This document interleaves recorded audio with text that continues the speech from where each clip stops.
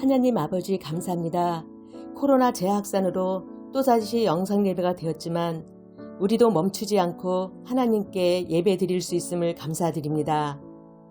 코로나 이전과는 달라진 모습이었지만은 친구들과 함께 할 수 있었던 기쁨도 잠시 다시 흩어짐에 있어 우리가 함께 모여 예배할 수 있었음이 얼마나 감사한지 알게 되었어요.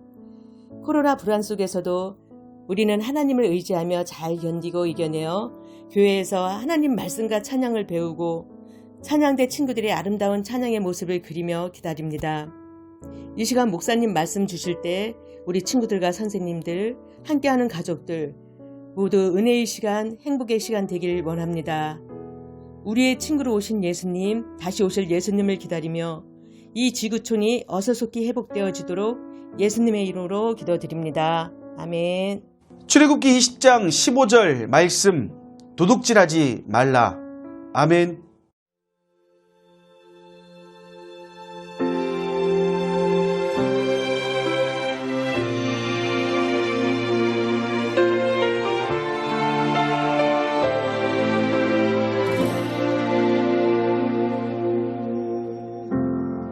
세상을 구원하기 위해 흘려야 할 피가 필요하다면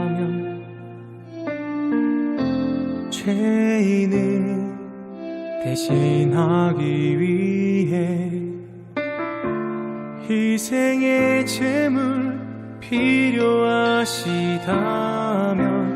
내 생명 제단 위에 드리리. 주 영광 위에 사용하소서. 생명이 또 다른 생명 낳고 주님 볼 수 있다면 나의 삶과 죽음도 아낌없이 드리리. 죽어야 다시 사는 주의 말씀 믿으며 하늘의 미랄 되어 썩어지리니 예수님처럼 살아가게 하소서. 사랑하는 여러분, 우리는 계속해서 십계명이 무엇인지에 대해 나누고 있습니다. 먼저 어렵게 대면 예배를 시작하고 보고 싶었던 친구들을 만난 지 2주 만에 다시 비대면 예배로 바뀐 것에 대해 목사님이 마음이 참 아파요. 조금만 더 참고 기다리면 다시 대면 예배로 전환이 될 테니까 그때까지 우리 친구들 영상으로 드리는 이 예배에 좀 더 힘을 내어줬으면 좋겠습니다. 그리고 생각날 때마다 이 상황을 놓고 우리 친구들 꼭 기도해 주시길 바랍니다. 오늘은 십계명의 제8계명에 대해 알아보도록 하겠습니다. 목사님을 따라 십계명의 제8계명을 읽어보도록 하겠습니다. 도둑질하지 말라. 한 번 더 읽어볼까요? 도둑질하지 말라. 아마 이 계명에 대해서도 우리 친구들 중에 의문을 가지는 친구들은 없을 것 같아요. 우리가 살아가고 있는 세상에서도 이 도둑질에 대해서는 아주 엄하게 처벌하기 때문에 당연히 십계명에 기록이 되어야 한다는 점에서 모두가 긍정적으로 생각할 겁니다. 그럼 여기서 우리가 무엇을 알아보느냐?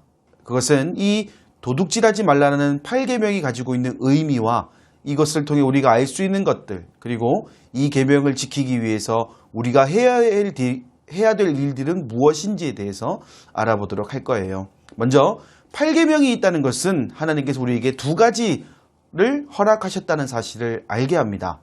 첫 번째는 사유재산, 곧 인간 스스로가 무언가를 가질 수 있게 하셨다라는 것이고요. 또 한 가지는 청지기 정신, 우리가 가진 것들은 하나님께서 우리에게 맡기셨다라는 것을 알게 합니다. 자, 이렇게 이야기하면 첫 번째 사유재산, 곧 인간 스스로가 무언가를 가질 수 있게 하셨다라는 것에는 우리 친구들 별 문제는 없어 보이지 않습니까? 그런데 하나님께서 우리에게 맡기셨다라는 부분에 대해서는 좀 이상하게 들릴 수 있다는 거예요. 왜냐하면 맡겼다는 것의 의미가 언제든지 다시 가져갈 수 있다는 내용이 포함되어 있기 때문이라는 것이죠. 다시 말해서 우리가 지금 가지고 있지만 언제든지 주인 되시는 하나님께서 원하시는 때가 되면 다시 돌려드려야 된다는 의미를 가지고 있답니다. 그런데 이 부분에 대해서는 크게 고민하지 않아도 됩니다. 왜냐하면 우리가 이 세상의 주인이 하나님이십니다 라고 고백하는 순간부터 우리의 것은 우리의 것이 아니라 이 세상을 살아갈 동안 잠시 하나님께 빌려 쓴다는 것이 성립이 되기 때문이죠. 자, 예를 한 가지 들어볼까요? 우리 친구들이 살고 있는 집의 주인은 누구인가요? 그래요. 그 집에 사는 우리 친구들과 가족들이 주인이에요. 그런 친구들의 집에 누군가 놀러 왔습니다. 그러면 집에 방문한 그 사람은 그 집에 있는 물건을 사용함에 있어서 누구의 허락을 받아야 되죠? 그래요. 당연히 우리 친구들 또는 우리 친구들의 가족들의 허락을 받아야 됩니다. 마찬가지로 우리는 지금 하나님이 주인이신 집을 방문한 사람들이기 때문에 우리가 지금 사용하고는 있지만 그 소유는 하나님의 것이라는 겁니다. 자, 그럼 여기서 청지기 정신을 이야기하는 이유가 정해지게 됩니다. 우리가 가지고 있는 모든 것들은 주인이신 하나님의 것이고 그것을 우리가 맡고 있는 것인데 여기서 욕심을 낸 것을 행동으로 옮겨서는 안 된다는 것을 설명하는 것이 바로 8계명입니다. 그럼 사유재산은 무엇일까요? 우리가 스스로가 가지고 있는 그리고 가지게 될 모든 재산을 의미합니다.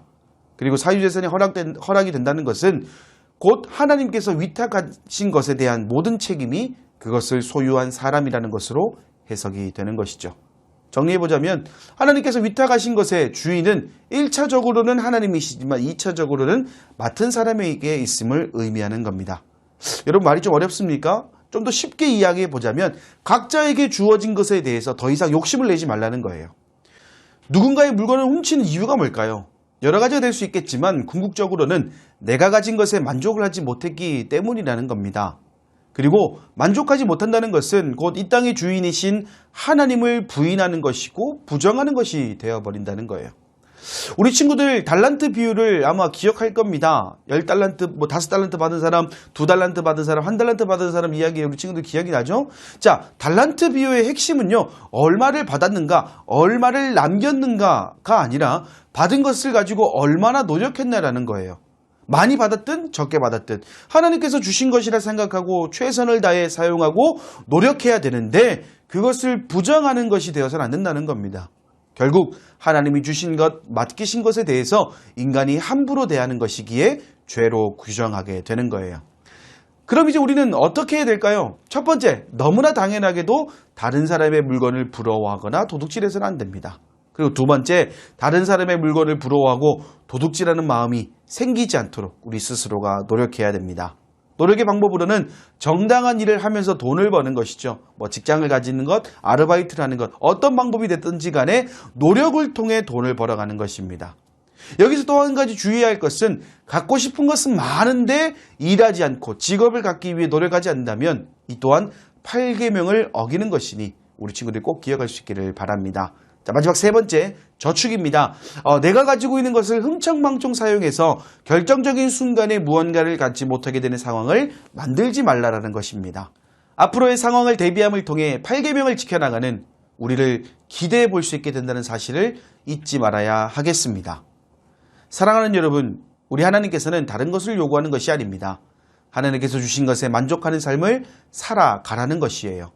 물론 쉽지 않습니다. 하지만 목사님이 말씀을 통해 방법으로 제시했던 것들을 하나씩 실천해 나간다면 우리 친구들은 무언가를 얻기 위해 노력하는 삶에서 주신 것에 감사하는 삶으로 거듭나게 될 거예요.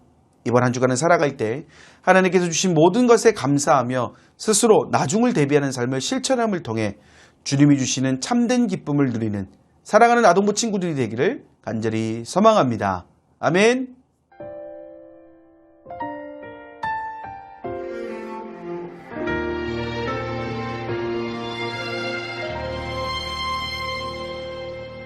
나는 하나님을 예배하는 예배자입니다. 내가 서 있는 곳 어디서나